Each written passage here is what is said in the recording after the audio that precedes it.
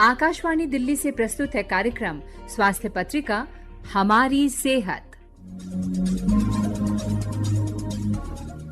स्वास्थ्य पत्रिका हमारी सेहत के नए अंक के साथ आपकी दोस्त शालिनी मित्तल स्वीकार करिए मेरा नमस्कार। श्रोताओं, 17 मई को विश्व उच्च रक्तचाप जागरूकता दिवस के रूप में मनाने का उद्देश्य उच्च रक्तचाप के बारे में जागरूकता बढ़ाना और इससे होने वाली बीमारियों के प्रति सतर्कता रखना है। इस वर्ष की थीम है अपने रक्तचाप को सही तरीके से मापें, इसे नियंत्रित करें, लंबे समय तक जिएं। आइए जानें इस विषय पर मैक्स वैशाली के वरिष्ठ चिकित्सक डॉक्टर अजय कुमार गुप्ता से। हाइपरटेंशन के कोई पुख्ता कारण नहीं पता चलते हैं। हाइपरटेंशन एक ऐसी बीमारी है जिसको हम लोग साइलेंट किलर भी बोलते हैं। साइलेंट किलर इसलिए क्योंकि साइलेंट रहती है, एकदम से इसके कोई कारण नहीं होते, ना इसका होने का कुछ कारण होता है। पुख्ता तौर से ये माना जाए तो सिर्फ 2 या 3% लोगों में ही कारण का पता चलता है, बाकी 95 से 98% लोगों में इसका कोई कारण नहीं होता। इसको हम मल्टीजेनिक ओरिजिन बोलते हैं। मल्टीजेनिक में कुछ कारण होते हैं जो करेक्टेबल होते हैं, कुछ कारण होते हैं जो नॉन करेक्टेबल होते हैं। करेक्टेबल कारणों में जैसे कि स्ट्रेस है, टोबैको है, आप तंबाकू का सेवन करते हैं, स्मोक करते हैं, आपकी स्ट्रेसफुल लाइफस्टाइल है, या आपकी जो हैबिट्स हैं, खाने की हैबिट्स हैं वो अच्छी नहीं हैं, आप हाई कैलोरी डाइट ज़्यादा लेते हैं, फाइबर्स कम लेते हैं, अगर आपकी वॉकिंग कम है, तो ये सब करेक्टेबल कारण हैं जो कि आपके स्ट्रेस लेवल को इंक्रीज करती हैं और उच्च रक्तचाप को या ब्लड प्रेशर को इंक्रीज करती हैं। और कुछ नॉन करेक्टेबल कारण है जैसे कि एज, एथनिसिटी, आपकी एज है, अगर आप ज़्यादा एज के हैं तो आपको ब्लड प्रेशर सामान्य रूप से 64-65 साल की उम्र में थोड़ा बहुत आ ही जाता है। फिर आपकी रेस की कोई पर्टिकुलर रेस में ज़्यादा पाया जाता है, या एथनिसिटी यानी कि आप कहाँ से बिलोंग करते हैं उसके ऊपर भी डिपेंड करता है। फिर आपके एनवायरमेंटल कंडीशंस उसके ऊपर भी डिपेंड करता है। तो ये सब चीज़ें बहुत सारी नॉन करेक्टेबल फैक्टर्स होते हैं ब्लड प्रेशर के। फिर कुछ बीमारियां होती हैं जिसमें कि ब्लड प्रेशर होता है, जैसे कि अगर किसी को किडनी की बीमारी है, या एड्रिनल ग्लैंड होते हैं जो किडनी के ऊपर छोटे से ग्लैंड होते हैं जिसमें कि हार्मोनल वेरिएशन होता है, उसकी वजह से भी ब्लड प्रेशर होता है। किसी को हार्ट की कोई कंजेनिटल बीमारी है तो उसकी वजह से भी ब्लड प्रेशर का एक कारण होता है। अमूमन जो हमें मिलते हैं वो प्राइमरी हाइपरटेंशन या एसेंशियल हाइपरटेंशन के मरीज जिनको कहते हैं, जिनको हम लोग जनरली देखते हैं। साइलेंट किलर से हमें लड़ने के लिए उपकरण चाहिए, वो ये है कि आपको सही जानकारी होनी चाहिए बीमारी के बारे में, आपके लक्षणों को आप नज़रअंदाज ना करें। जैसे ही कोई भी लक्षण आता है तो आप अपना बीपी चेक कराएं। जिस किसी को बीपी नहीं है, अगर उसकी उम्र 45 साल है तो भी उसको अपना मेडिकल चेकअप कराना चाहिए। अगर आपके फैमिली में किसी को है तो और जल्दी कराना चाहिए। और अगर आपको ब्लड प्रेशर या उच्च रक्तचाप की बीमारी है और अगर आपको कोई मेडिसिन या टेस्ट एडवाइस किए हैं तो वो आप जरूर कराएं और प्रॉपर फॉलोअप में रहें। धन्यवाद। डेंगू देश में एक गंभीर सार्वजनिक स्वास्थ्य समस्या है। हर साल डेंगू एक बड़ी जनसंख्या को प्रभावित करता है। इसकी गंभीरता को ध्यान में रखते हुए हर साल 16 मई राष्ट्रीय डेंगू दिवस के रूप में मनाया जाता है। इस विषय पर जानकारी लेते हैं राष्ट्रीय वेक्टर जनित रोग नियंत्रण केंद्र की निदेशक डॉक्टर तनु जैन से। तो वेक्टर बॉर्न डिजीजेज जो मच्छर के द्वारा, मक्खियों के द्वारा, पानी के द्वारा, तो ये सारे जो एक वेक्टर्स हैं यानी एक माध्यम है जो कि डिजीज को एक जगह से दूसरी जगह लेके जाते हैं। तो जो मस्किटोज से वेक्टर बॉर्न डिजीजेस होती हैं वो हैं आपकी मलेरिया, डेंगू, चिकनगुनिया, जीका और लिम्फेटिक फाइलेरियोसिस। तो ये 5 डिजीजेज हैं जो हमारे सेंटर में वेक्टर बॉर्न डिजीजेज हमारी जो मस्किटो से होती हैं। और एक और डिजीज है जिसको विसरल लीशमैनियासिस या कालाजार कहते हैं, जो अब देश में बहुत कम हो गई है और एक एलिमिनेशन का स्तर हमने 2023 में हासिल कर लिया है उसका। वो सैंड फ्लाई यानी बालू मक्खी से होती है। जो मच्छर हैं ये पनपते ही बरसात के पानी में या जहाँ पे गंदा पानी स्टैग्नेटेड होता है, कुछ मस्किटो वहां पे ब्रीड करते हैं। और जो डेंगू के मस्किटोज हैं या चिकनगुनिया के, जीका के, वो फ्रेश वाटर में। तो ये एक जो मिथ होता है लोगों के दिमाग में कि गंदा पानी हो तभी मच्छर उसमें पनपेंगे, लेकिन ऐसा नहीं है। जो फ्रेश वाटर स्टैग्नेशन यानी एकदम ताजा पानी जो बारिश के बाद कलेक्ट हो जाता है, चाहे वो एक छोटे से बॉटल के कैप में हो, चाहे वो पत्ते के अंदर हो, चाहे जो आपकी छत पे टिन होती है उसके गैप्स में हो, तो उसके लिए कोकोनट के शेल्स हों, टायर्स हों, तो ये सारी जगहों पे जब पानी कलेक्ट हो जाता है तो विद इन अ वीक उसके अंदर अगर उसको क्लीन ना किया जाए तो ब्रीड करके एडीज का जो मस्किटो होता है डेंगू का आ जाता है। तो अपने घरों के आसपास सफाई रखनी है। तो ये कम्युनिटी लेवल पे आपको ये काम करना है कि जहां जहां मच्छर पनपते हैं उन जगहों को साफ और वहां पे पानी नहीं भरने देना है। उसी के साथ साथ आपको ये ध्यान रखना है कि पर्सनल प्रोटेक्शन, जैसे शाम के समय अगर ये मलेरिया का मच्छर काटता है तो पूरी बांह के कपड़े पहनने हैं, जाली अपनी लगा के रखनी है, घर में मच्छरदानी के अंदर में सोना है। और अगर ये डेंगू के लिए है तो आपको दिन में भी ये सारी एहतियात बरतने हैं, क्योंकि ये डेंगू का मच्छर दिन में काटता है। और वेक्टर बॉर्न डिजीजेस से बचाव के लिए अपने आसपास पानी ना जमा होने दें, स्वच्छता रखें, खुद का प्रोटेक्शन करें, और स्वास्थ्य कर्मी जो आपके घर में आते हैं उनके साथ सहयोग करें। अगर वो आपके उस एरिया में रहते हैं जहाँ पे इंडोर रेजिडुअल स्प्रे या IRS करने आपके घर के अंदर आए तो वो करने दें उनको। तो ये सारी चीजें आप प्रिकॉशंस बरतेंगे तो जरूर हम लोग विजय पाएंगे। Thank you.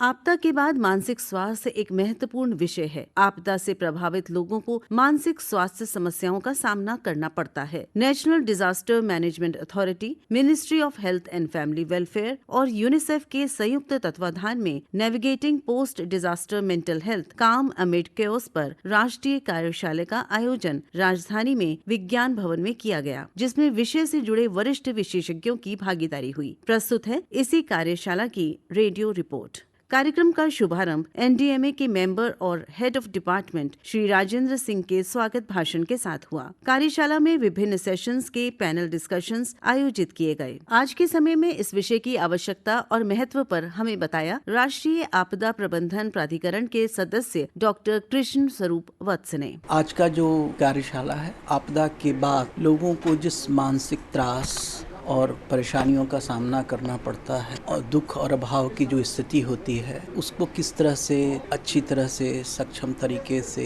उसको डील करना, उसके लिए जो सामाजिक समर्थन की आवश्यकता होती है, मानसिक जो समर्थन की आवश्यकता होती है, उन सब विषयों को पर यह कार्यशाला आधारित है। हमने जो मानसिक जो स्वास्थ्य के संबंधित जो विशेषज्ञ हैं देश भर के, उनको बुलाया है। काउंसलर्स की व्यवस्था करनी है पूरे देश में।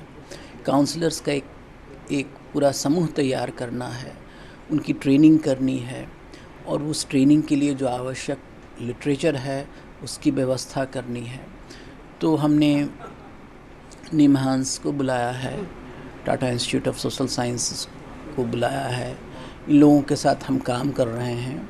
उनके जो प्राध्यापक हैं वो आए हैं और उन्होंने जो कुछ ट्रेनिंग के लिए लिटरेचर तैयार किया है उसका हम लाभ उठा करके किस तरह से देश के विभिन्न भागों में हम ट्रेनिंग आयोजित कर सकें और एक ऐसा समूह तैयार कर सकें जो कि देश के विभिन्न भागों में आपदा प्रभावित लोगों तक इस रेडियोज़ के माध्यम से हमारी पहुंच बहुत दूर दूर तक जा सकती है। कोशिश करेंगे कि हर आपदा के बाद रेडियो के माध्यम से लोगों तक पहुंच सकें, लोगों को हम जानकारियां दे सकें, लोगों को आवश्यक मानसिक शक्ति दे सकें। बहुत लोग रेडियो सुनते हैं और लोगों को रेडियो सुनना अच्छा लगता है, तो रेडियो एक बहुत ही आवश्यक माध्यम है और मैं आकाशवाणी को ज़रूर मैं उन तक पहुंचूंगा और उनको अनुरोध करूंगा कि इस तरह की सर्विसेज वो रेगुलर बेसिस पर दे सकें। बहुत बहुत धन्यवाद सर हमसे बात करने के लिए।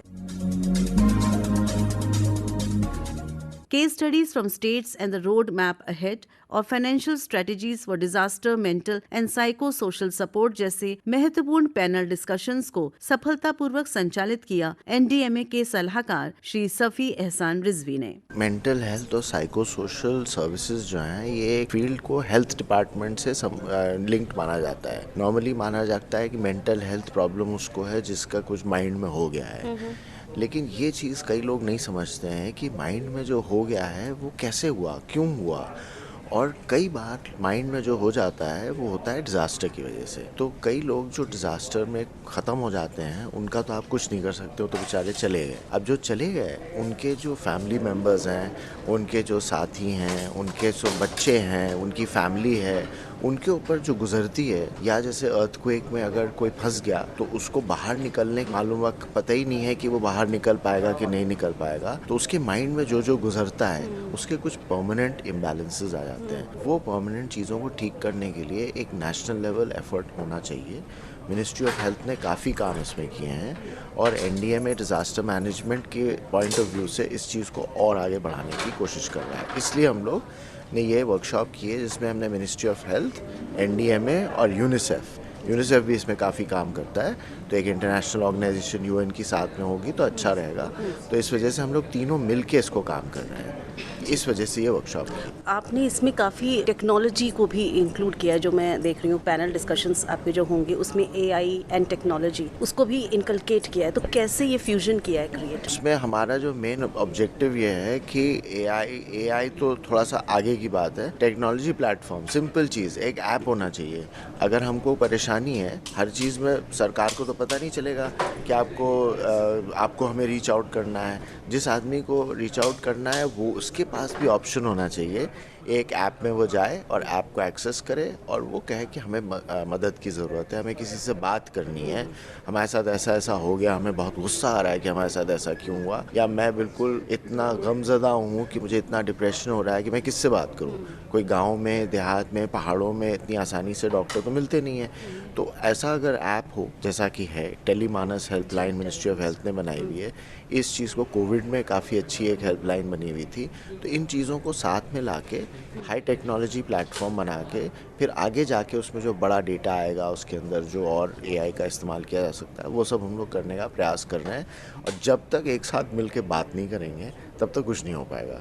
इस वजह से ये 2 दिन हम लोग मिल रहे हैं और बात करेंगे और हर चीज़ जानेंगे कि आपने क्या किया, आपने क्या नहीं किया, आपका क्या चीज़ रह गई। मोबाइल फ़ोन आने से पहले तो रेडियो था, और रेडियो वहाँ था जहाँ बिजली नहीं थी, रेडियो बैटरी पे चलता था और बैटरी काफ़ी टाइम चलती थी, ऐसा नहीं है कि रेडियो की बैटरी ख़त्म हो जाती थी। हम लोग के पास एक कॉमन अलर्टिंग प्रोटोकॉल सिस्टम है जो बेसिकली सिर्फ मोबाइल्स पे चलता है, एसएमएस बेसिस सिस्टम पे चलता है, लेकिन उसके जो इमीडिएट वार्निंग मैसेजेस हैं, जो एडवाइजरीज उस पे जाती हैं, जो इंस्टेंटली कि ऐसा कुछ होने वाला है, साइक्लोन आने वाला है या जो भी है, वो चीज़ आकाशवाणी में भी ब्रॉडकास्ट हो और कैसे हो, इसको हम लोग आई थिंक थोड़ा बहुत होता है, लेकिन अगर उसको और इम्प्रूव और सुदृढ़ किया जा सकता है तो हम लोग ज़रूर करेंगे। साइको सोशल फर्स्ट एड और काउंसलिंग के पैनल डिस्कशन के मॉडरेटर थे परिवार एवं स्वास्थ्य मंत्रालय भारत सरकार के न्यूरो साइंटिस्ट डॉक्टर विकास धिकव। हमारे साथ हैं डॉक्टर विकास धिकव, आप न्यूरो साइंटिस्ट हैं ministry of health and family welfare में, और आप एक सेशन मॉडरेट कर रहे हैं जो कि बहुत इंपॉर्टेंट सेशन है, साइकोलॉजिकल फर्स्ट एड या काउंसलिंग, ये क्या होती है और ये सेशन क्या है इनकम्प्लीट, आप बताना चाहें तो? साइकोलॉजिकल फर्स्ट एड एक किस्म की, जैसे नॉर्मली घर में कोई चोट लग गई या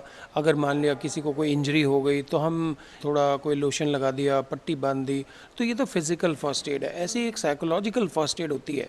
तो साइकोलॉजिकल फर्स्ट एड का मतलब है आप एक मॉरल सपोर्ट देते हैं, एक इमोशनल सपोर्ट देते हैं, और एक पीयर ग्रुप की सपोर्ट होती है, एक इंडिविजुअल सपोर्ट होती है, एक किस्म से कम्युनिटी सपोर्ट होती है। तो आप ये दिखाने की कोशिश करते हैं कि हम सब आपके साथ खड़े हैं। अगर कोई डिज़ास्टर हो गया है, कोई एकदम से आपदा आ गई है, तो ऐसा नहीं है कि आप एकदम से घबरा के और अपने आप को विड्रॉ कर लें। तो आपके साथ एक सपोर्ट सिस्टम है जिसमें सरकार आपके साथ है, सरकार के अंग आपके साथ हैं, और जो एनजीओज़ हैं वो आपके साथ हैं। तो साइकोलॉजिकल फर्स्ट एड बेसिकली एक इमोशनल और मोरल सपोर्ट है। और इसमें ऐसा नहीं कि साइकोलॉजिकल फर्स्ट एड होने के लिए या देने के लिए आपको डॉक्टर होना आवश्यक है। कोई भी नॉन क्लिनिकल व्यक्ति किसी को मोरल सपोर्ट दे सकता है ना, तो एक किस्म से एक इमोशनल सपोर्ट दे सकता है। तो इसमें हम पोलाइट रहें और साथ में जो विषय है उसको समझें। विषय इन दी सेंस कि आपको मालूम है कि किसी के साथ अगर बहुत बड़ा हादसा हो गया है तो आजकल एक टेंडेंसी होती है कि आप पहले वीडियो बनाएंगे उसके बाद कुछ करें ना करें, ऐसा नहीं होना चाहिए। तो इसको एक कंपैशनेट तरीके से देखें और जितना हो सकता है मॉरल इमोशनल सपोर्ट उस अफेक्टेड व्यक्ति को दें। आप एक न्यूरो साइंटिस्ट हैं, साथ ही आप न्यूरोलॉजिस्ट हैं, आप इस चीज़ को गहरे से समझते हैं कि संवेदनाएं क्या हैं और किस तरह से फिजिकल इम्पैक्ट होता है उनका। जिस तरह से यहाँ पर एनडीएमए और यूनिसेफ और मिनिस्ट्री ने मिलकर ये कोलैबोरेट किया है, कहाँ तक आप लोग को लगता है कि ये अपने उद्देश्य में सफल हो रही है? ये ज़बरदस्त उद्देश्य है मुझे लगता है, क्योंकि आज के दिन सिर्फ 7% लोग ऐसे हैं जिनको ट्रॉमा के बाद या हम कहें कि एक डिज़ास्टर के बाद मेंटल हेल्थ सपोर्ट मिलती है वर्ल्ड वाइड। 7% का मतलब बहुत कम है। इसका मतलब इसमें बहुत ज़बरदस्त स्कोप है। तो ये बिल्कुल टाइमली है एक बात तो। और दूसरी बात ये है कि अगर मेंटल हेल्थ सपोर्ट की बात हम देखें तो इसमें सबसे बड़ा चैलेंज आपको पता है कि हमारे पास साइकेट्रिस्ट कम है, साइकेट्रिक नर्सेज जो हैं वो कम है, और साथ में साइकेट्रिक सोशल वर्कर वो भी कम है।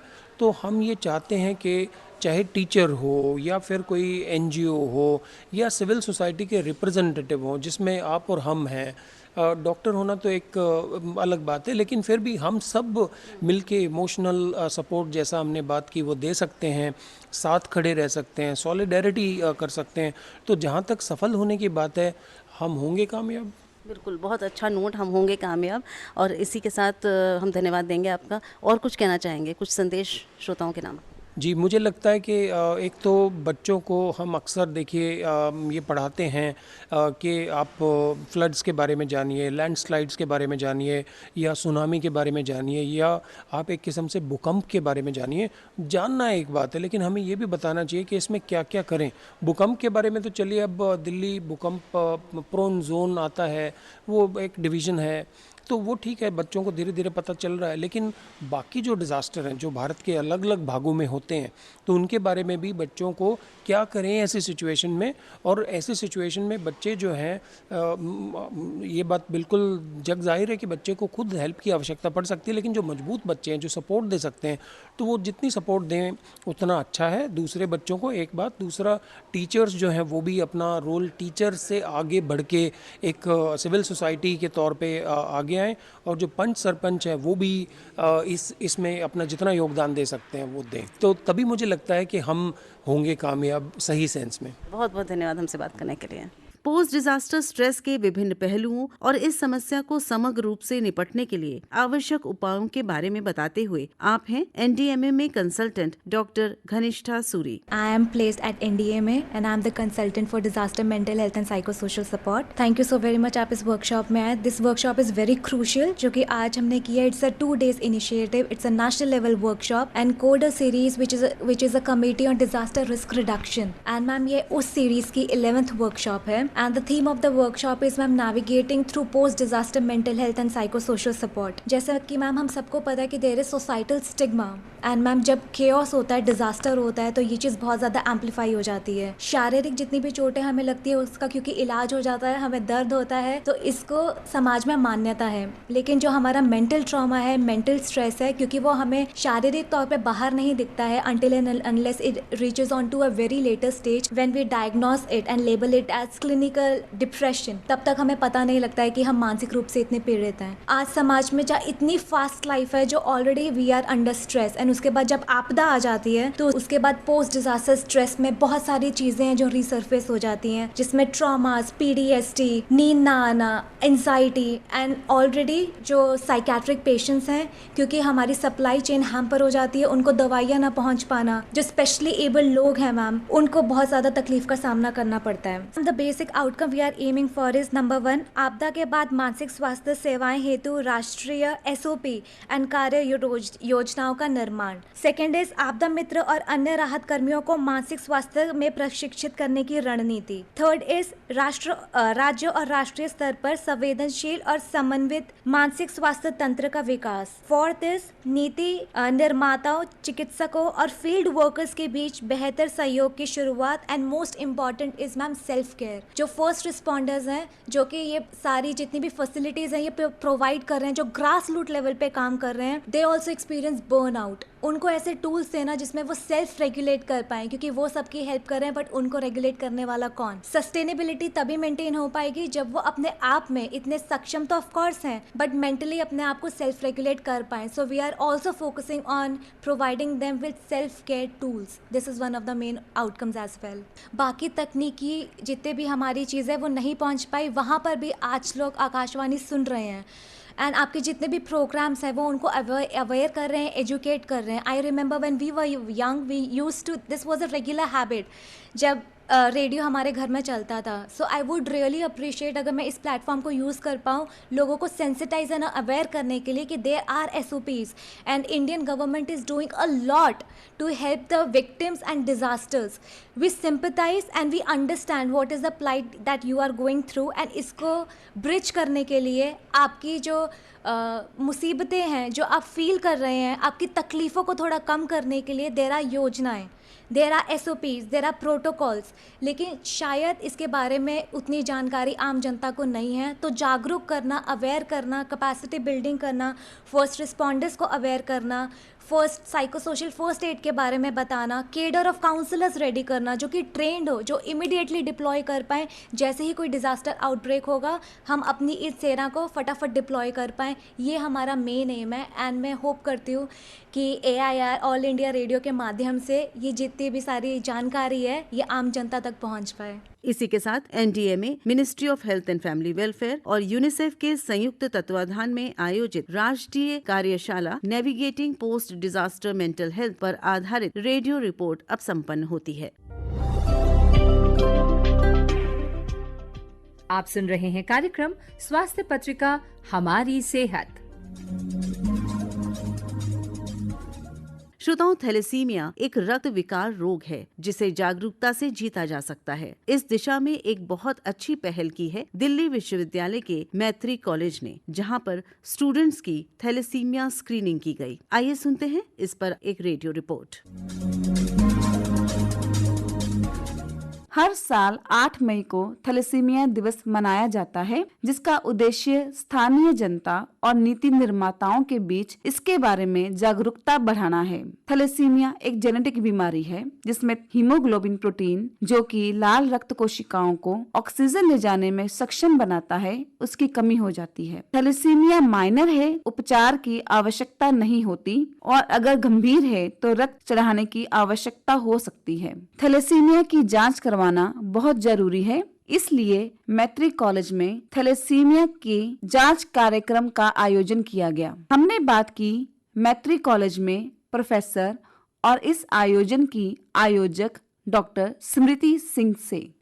Hi, I'm Dr. Smriti. As we know, for Person with Disability Act 2016 में थैलेसीमिया 21 कैटेगरी में से डिसेबिलिटी कैटेगरी में आता है और ये प्रिवेंटेबल डिसेबिलिटी है, प्रिवेंटेबल डिजीज़ है। और देश को स्वस्थ बनाने के लिए मेरा एक मिशन है कि हर तरीके की डिसेबिलिटी का स्क्रीनिंग कराएं और हर तरीके की डिसेबिलिटी से जो प्रिवेंटेबल है, जो अर्ली इंटरवेंशन से हम प्रिवेंट कर सकते हैं, उसकी नॉलेज दें बच्चों को और उसका टेस्ट करा के बच्चों को सेफ रखना है। तो इसलिए मैं ये करा रही हूँ। आज का जो ये टेस्ट आप करा रहे हैं उसका क्या रिस्पांस मिल रहा है बच्चों के? बच्चे तो इसके बारे में एक्साइटेड हैं। पहले तो बच्चों को पता ही नहीं था कि ये कुछ कराना होता है, ऐसा कुछ है। और मान लो ये कल को जाके एक भी बच्चा बोलेगा, क्योंकि मैं खुद केयर गिवर हूँ तो मुझे पता है, मैं पर्सन विथ डिसेबिलिटी हूँ तो मुझे पता है इसका पेन कि क्या होता है किसी भी तरीके की डिसेबिलिटी से। तो मैं चाहती हूँ कि जो हमारे फ्यूचर जनरेशन में एज मेनी चिल्ड्रन, हम जितने बच्चों को स्वस्थ जन्म दे सकते हैं, जो प्रिवेंटेबल डिसेबिलिटी है एटलीस्ट, उन सब डिसेबिलिटी को के बारे में अवेयरनेस फैलाएं, उनका टेस्ट कराएं और उनके बारे में मदर्स को, जो हमारी फ्यूचर मदर्स हैं, और ये जाएंगे, अब इनके घर में भाई बहन होंगे, बहन की शादी हो रही होगी, इसके उसको सबको अवेयर करेंगे तो उससे काफ़ी लोगों को हम सेव कर पाएंगे इस डिजीज़ से। रोटरी ब्लड सेंटर के टेक्निकल सुपरवाइजर गिरिराज सिंह ने बताया, यहाँ पे मैत्री को आज हमारा कैंप मैत्री कॉलेज में चल रहा है, जिसमें बच्चों ने काफ़ी बढ़ चढ़कर भाग लिया है और अभी आगे भी हमारा 2 घंटे कम से कम और कैंप चलेगा, कि जिससे कि मैं सोचता हूँ कि और भी बच्चे आएँ इसमें और इस टेस्टिंग का लाभ उठाएं। इससे भी पहले हमारी टेस्टिंग काफ़ी कॉलेजों में हो चुकी है, जैसे IIT दिल्ली में हो चुकी है, गलगोटिया कॉलेज में हो चुकी है और भी जैसे हमारी DLF सेक्टर में भी हो चुकी है, द्रोणाचार्य कॉलेज गुड़गांव में भी हो चुकी है। काफ़ी बच्चे अवेयर हैं अब थैलेसीमिया के लिए। थैलेसीमिया एक लाइलाज बीमारी है कि जिससे बचने के लिए खाली टेस्ट ही ज़रूरी है। खुद के लिए तो अगर कैरियर है तो कोई प्रॉब्लम नहीं है, लेकिन आगे आप फ्यूचर में अपने बच्चों को सेव करने के लिए इस टेस्ट को करना जरूरी है। मैत्री कॉलेज में विभिन्न विद्यार्थियों की सफल जांच की गई और इसके दौरान विद्यार्थियों में बहुत उत्सुकता भी देखने को मिली। इस बारे में बात कर रही हैं मैत्री कॉलेज की student president Hello everyone, my name is Harpriya Sindhani and I'm a final year student currently pursuing BCom program. So today a session on thalassemia and a lot of students are getting tested with getting their blood samples, matlab the doctors are collecting their blood samples. So firstly I would like to thank Smriti ma'am who took this initiative and like studying wala part is to matlab we do the academic part, but apart from that getting awareness about this thalassemia is very very important, as even I being the president or maybe I being the student, I was not aware about this aspect.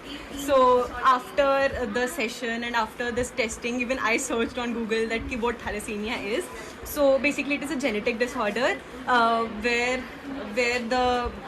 the hemoglobin, where it affects the hemoglobin in our body, and the red blood cells that carries blood to the different parts of our body get affected. And it is very very important, and it is very very essential to get it tested so that our future generation can be saved. So I would like to thank Smriti ma'am and all the organizing committee for conducting this event in our college. Thank you so much. Thank you. भाग लेने वाले विद्यार्थियों में Harshlata thalassaemia minor से प्रभावित हैं। उन्होंने बताया, My name is Harshlata and I am from second year BA Pol Science Honors Maitreya College, and I have minor thalassemia, and I got to know it about like in 2016 when I was 9-year old and my brother was 7-year old. So he got an attack of, and then we my father took all the reports of all of us four. Then we got to know that my mother has major thalassemia and it's on my maternal genes. So thalassemia is something which has come from the time of Alexander. The Alexander army when came and they got they spreaded this. So it has two things, and if it's minor, it will not harm. That I have my minor thalassemia, so it not harm. My daily life is very pretty well and good. But my brother has major, so he got he's currently diagnosed with arthritis. So he has many issues regarding this. And if if a couple is marrying and one has minor thalassemia or maybe major, and if he's got to marry a person who has major or minor thalassemia, and if they got a baby, then it's very hard for that baby to survive if they're not aware. My Masi has major thalassemia and he got to married a person who has thalassemia in major, and my sister she cannot survive. Uska she is like 1 year old and usko har mahine blood chadta hai because it happened. And when my Masi conceived twice, so they will the doctor will inject injections of thalassemia so that thalassemia doesn't affect the baby. And it is very important that we should aware, and not when you are marrying, you have to check your thalassemia and your partner so that next generation do not suffer, because it's just a baby. She is 1 year old and we don't know she will survive or not. Okay, thank you. Thank you, ma'am. तीसरे वर्ष की एक और छात्रा रिधिमा अपनी बात रखते हुए कहती हैं, Hello everyone, I am Riddhima, third year student from Maitri College pursuing Sanskrit honours. And मुझे बहुत प्राउड फील हो रहा है कि हमारे कॉलेज में ये टेस्ट हो रहा है थैलेसेमिया. बहुत लोगों को अनअवेयर रहता है और बहुत लोग जब फ्यूचर में ये चीज़ को फेस करते हैं प्रॉब्लम, दैट सीम्स लाइक कि उनको ये बहुत ही ट्रबल होता है जब वो प्रेगनेंसी के दौरान आता है. बट ये बहुत अच्छी बात है कि एट दिस एज, मतलब जो टीनेज एज होता है उसी समय अगर किसी बच्चे को पता चल रहा है कि they are having this issue, तो at least not like fully recover because इसकी कोई पर्टिकुलरली मेडिसिन नहीं है, बट वो कुछ तो अपने कॉन्शियस हेल्थ को लेके कर सकते कि हाँ, ताकि इनको फ्यूचर में कोई भी प्रॉब्लम ना हो. तो I am so thankful to in fact Smriti ma'am. वो हमेशा कोई ना कोई नया स्कीम लेके आती है, लाइक कि कॉलेज में कुछ ना कुछ नया हॉस्पिटलिटी होते रहता है हमारे कॉलेज में. एंड हमारे आज भी मतलब बहुत बच्चे ऐसे जो अभी भी नहीं आते हैं. तो आई जेन्युइनली वांट कि सब ये टेस्ट ट्राई करें बिकॉज ये as a women's college I feel it's very necessary. At the end एक बच्चे को जन्म देना माँ की रिस्पॉन्सिबिलिटी होती है, और अगर माँ को ऐसे कोई मेजर प्रॉब्लम हो तो बहुत दिक्कत आती है विद द अपकमिंग जनरेशन. तो आई रियली फील कि हर वुमेंस कॉलेज में ये होना चाहिए, और एटलीस्ट साल में एक बार ये ज़रूर होना चाहिए ताकि जो नेक्स्ट ईयर फर्स्ट ईयर आए, नेक्स्ट फर्स्ट ईयर आए, तो उनको पता रहे कि how their growth in the health sector is. Thank you. अभी आप सुन रहे थे मैत्री कॉलेज में आयोजित थैलेसीमिया जांच कैंप पर आधारित एक रेडियो रिपोर्ट. प्रस्तुतकर्ता परविंदर कौर. आपको हमारा कार्यक्रम कैसा लगता है? अगर आप इस कार्यक्रम में कुछ सुनना चाहते हैं तो आप हमें लिख सकते हैं। हमारी मेल आईडी है healthairdelhi@gmail.com। इसी के साथ आज की स्वास्थ्य पत्रिका अब यहीं समाप्त होती है। फिर मिलेंगे अगली बार। तब तक के लिए स्वीकार करें हमारा नमस्कार। अभी आप आकाशवाणी दिल्ली से सुन रहे थे कार्यक्रम स्वास्थ्य पत्रिका हमारी सेहत। कार्यक्रम की प्रस्तुतकर्ता थी शालिनी मित्तल।